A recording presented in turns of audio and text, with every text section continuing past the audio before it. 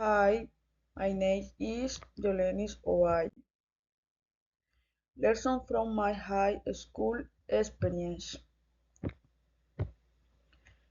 I learned to recognize my strengths and weaknesses. I stood out for my responsibility despite being reserved. I faced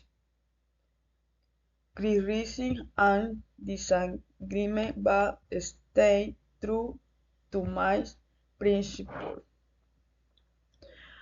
Participating in creative activities boosted my confidence.